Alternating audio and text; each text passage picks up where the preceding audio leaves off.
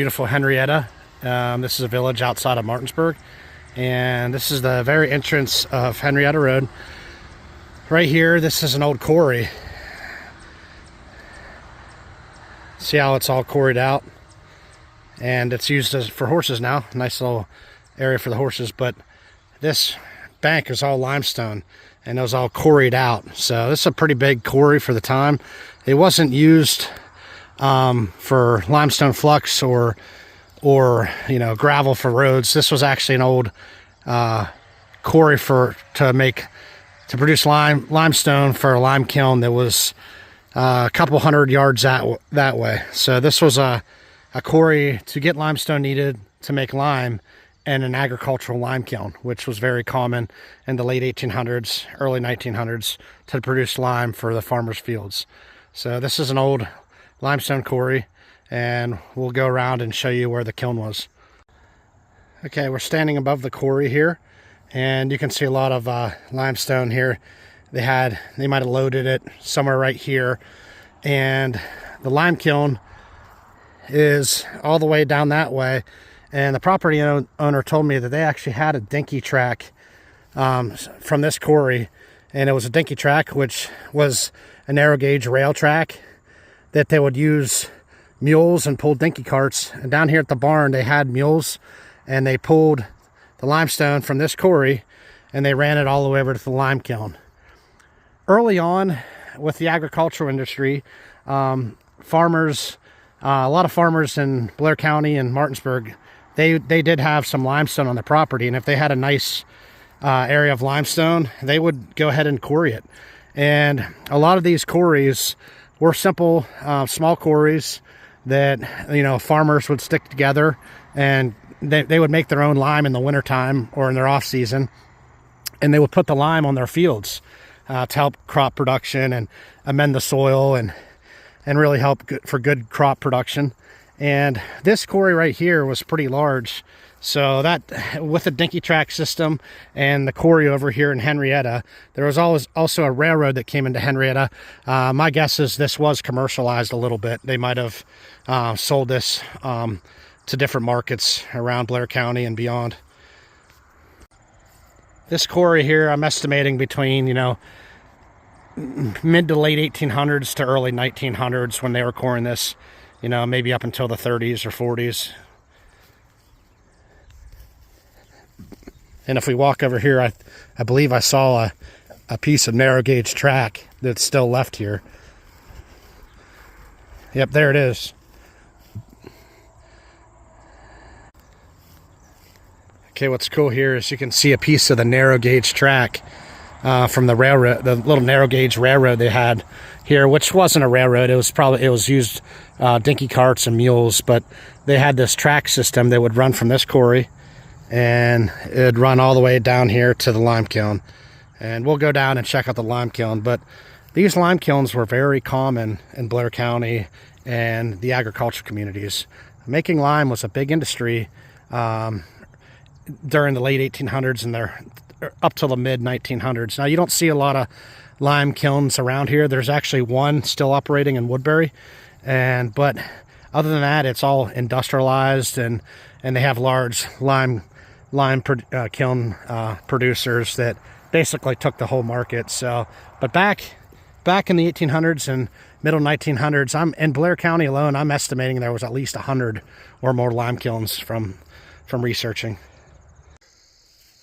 Okay, we're at the lime kiln here along Henrietta Road, and the quarry that supplied the limestone was about a quarter mile that way, and they brought a tram line or dinky cart track all the way here, and they would use the limestone inside this kiln. Now these lime kilns were very common around the Cove and the farming communities. So they would put the lime right on the fields to help the crop production. And this kiln, as large as that quarry was over there, this might have been used a little bit commercially.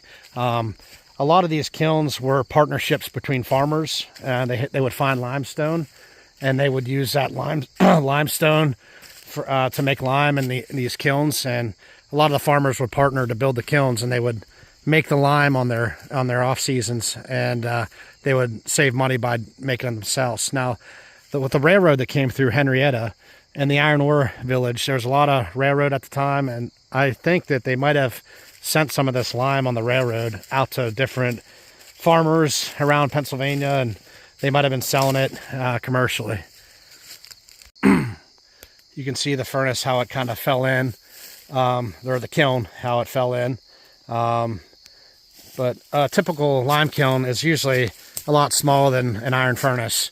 But they were built the same way. They were not exactly the same way, but they had the rock on the outside, limestone or sandstone, and then they have the center chimney with sandstone or silica brick or some kind of brick inside. You can see it up here. They would insulate the fire from reaching the stones on the outside. Here's some railroad track. That's really neat. So this track right here, yeah, it's a narrow gauge rail track, and that would have been probably down here somewhere. They probably brought the cars right to this kiln, right in front where they would load the lime. Okay, standing inside the kiln here, just looking at it, you can see it's wrapped with this brick, and this is a fire brick, or it was probably a ganister brick, silica brick that they would wrap these kilns. And back in those times, the ganister industry would make silica bricks, and they were this is what they were used for, to wrap the inside of kilns and furnaces. But this would be the insulation between the actual stacked stone around the furnace. And look at this narrow gauge track just sitting in here. I mean, they must have just threw that in later. That's really cool. So I'm standing on top of the kiln here, and you see this narrow gauge track that comes right here. This would have been loaded from the side, so you can see how the track goes this way. And they would have had a structure beside this kiln built up, and they would have brought the limestone in up top, and they would have loaded the top of the kiln down into here with limestone and probably coal, and they would burn down the limestone at probably under 2,000 degrees to make their lime. Here's the front of the kiln, and we're standing below.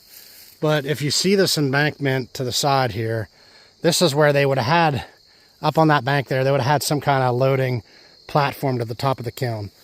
And there would have been right in front of the kiln here, there would have been probably a structure here where the men would take the lime out of the kiln when it was done, and they would put it, right onto some kind of transportation system to send it out of here.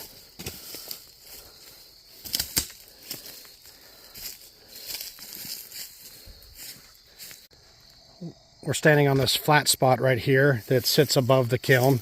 There's the kiln over there, and they would have had probably some kind of structure up here, some kind of building with like a bridge or a barn up here with a bridge that the men would go across and load the top of the kiln with the limestone. And like I said, I seen the narrow gauge track that they would have brought the dinky carts right over this bridge and probably up this way and out that way towards the quarry. So they would have brought the limestone right here. This was a suitable spot to build the kiln. They would just build it below a hillside. So these kilns, I estimate there was probably at least 100 or more in Blair County. And in the farming communities, they were common. And like I said, a lot of these kilns were built by farmers, and they would probably partner with neighboring farmers, and they would make their lime to put on their fields for their crop production.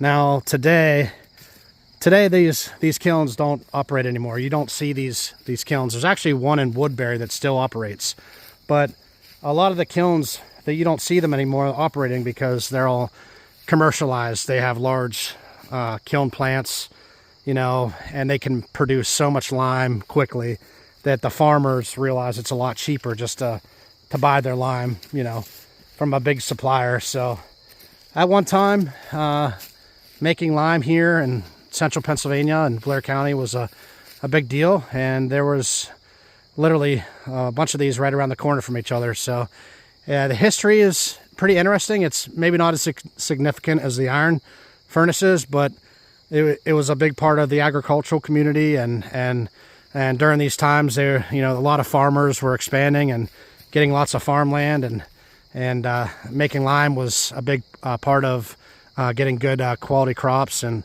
good farming. So these lime kilns, if you see them back in the woods around the Cove, or most of these lime kilns were used to make lime for farming. There was a lot of different purposes for lime. So some of these kilns were used commercially. They would use them for quick lime for the industrial industry. They would use it as a flux to pull impurities out when they were making steel. So they made quick lime for industry. They used a lime for farming, and then a lot of lime for cement and mortar and different concrete mixes and construction. They would use lime for different reasons. They also would use lime in different soaps and even manufacturing. There's some uses for lime that they have to look into it, but I've seen it in different purposes. So these lime kilns, most of them were for farming, but there were some that sent lime for manufacturing and different reasons. Okay, so we're going to drive further back into Henrietta, and I'm going to show you another lime kiln in Henrietta and a part that's known as Leather Cracker, and that's kind of on the outskirts of Henrietta. And then we're going to go over to Millerstown, which is just right, pretty much you could almost consider it in Henrietta, but it's there's two more lime kilns that I'm going to show you here in this area. As we're heading to the village of Henrietta, this area was booming in the later 1800s, early 1900s. This was known as an iron ore mining village. It was found that there was huge veins of iron ore, and during the iron industry, this was a very good prospect to iron ore mining. And so Henrietta is known for its iron ore mining. There's a lot of sites they mined iron ore here. But with that, they had the limestone, some limestone veins out here where they could mine and quarry limestone as well, and that's why they had a couple lime kilns as well. And with the railroad coming into Henrietta, they could put some lime on the railroad and send it out as well. Okay, we're in Henrietta here. This area here was formerly known as Leather Cracker, which is pretty interesting, but I'm pretty sure the lime kiln, there's a lime kiln right back in this brush, and I noticed the area is private property, but you can kind of see it right here. There it is. It's private property here, but I'm gonna go out. I'm gonna just kind of take a quick peek here.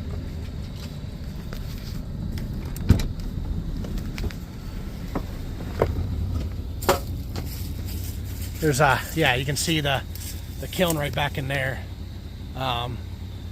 And I can't walk back in there right now, but there's a lime kiln sitting up on here.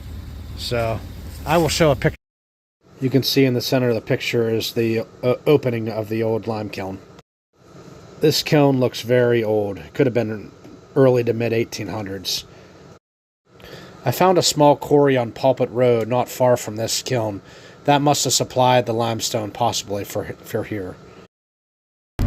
Okay, we came out of Henrietta and we turned on the crossroads, and this will take us over to Millerstown. And along the mountain over here, Tussey Mountain, that was the village of Henrietta.